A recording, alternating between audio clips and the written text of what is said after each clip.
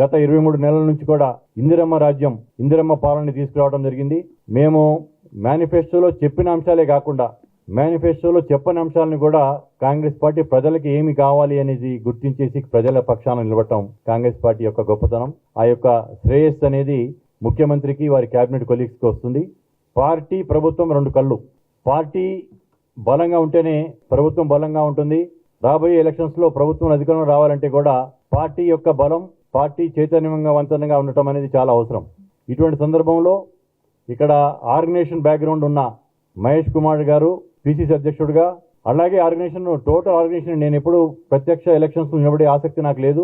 చాలా మంది ఏఐసిసి నుంచి కూడా చాలాసార్లు నన్ను నిలబడమని అనటం కూడా జరిగింది. కానీ నాకు డైరెక్ట్ ఎలక్షన్స్ లో నిలబడే ఆసక్తి లేదు. ఆర్గనైజేషన్ లోనే నా యొక్క ప్యాషన్. ఆర్గనైజేషన్ లోనే పనిచేస్తూ వస్తున్నాను గత 35 సంవత్సరాల నుంచి. ఆర్గనైజేషన్ లో భాగంగా నాకు ఈరోజు ఈ బాధ్యత ఇవ్వడం జరిగింది. దానికి అందరికీ కృతజ్ఞతలు తెలుపుతూ, నేను ఒరిస్సా రాష్ట్రంలో ఇన్ఛార్జిగా ఉన్నా కానీ నా పేరెంట్ రాష్ట్రం తెలంగాణ కాబట్టి తెలంగాణ రాష్ట్రంలో పార్టీ కోసం నా యొక్క మిగతా టైం, ఒరిస్సాలో ఇచ్చిన టైం కాకుండా మిగతా టైంని నేను తెలంగాణ రాష్ట్రంలో కాంగ్రెస్ కమిటీకి ఇస్తాను. ముఖ్యంగా జూబ్లీహిల్స్ బై ఎలక్షన్ జరుగుతుంది. మీకు రిజల్ట్ అనేది ఎగ్జిట్ పోల్స్ లో ఉంది. కాంగ్రెస్ పార్టీ గెలుపు అనేది అక్కడ ఖాయం. దాని తర్వాత ఆ ఒక్క గెలుపుతోనే ఆగకుండా మా యొక్క నెక్స్ట్ గోల్ జిహెచ్ఎంసీలో కాంగ్రెస్ పార్టీ జెండా ఎగరేయాలి.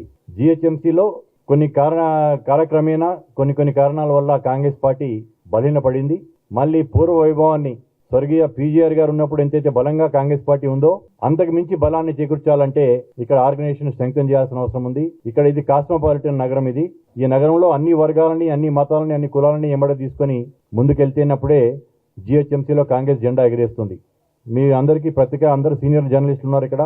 2010లో మొట్టమొదటి greater municipal corporation of Hyderabad election జరిగినప్పుడు అప్పుడు టీఆర్ఎస్, ఇప్పుడు బీఆర్ఎస్ పార్టీ కనీసం అభ్యర్థులు లేక అభ్యర్థులని పోటీ కూడా పెట్టలేని దయనీయ స్థితిలో ఉంది. వాళ్ళు పోటీ కూడా పెట్టలేదు. ఆ రోజు కాంగ్రెస్ పార్టీ ఎంఐఎంతో కలిసి అలయన్స్ లో మేయర్ పీఠాన్ని కైవసం చేసుకోవడం జరిగింది. అటువంటి పార్టీ అధికారంలో రాగానే 2016లో దాదాపు 99 కార్పొరేట్ సీట్లు గెలవటం, అధికారంలోకి రావడం జరిగింది. ఇప్పుడు కాంగ్రెస్ పార్టీ అధికారంలో ఉంది.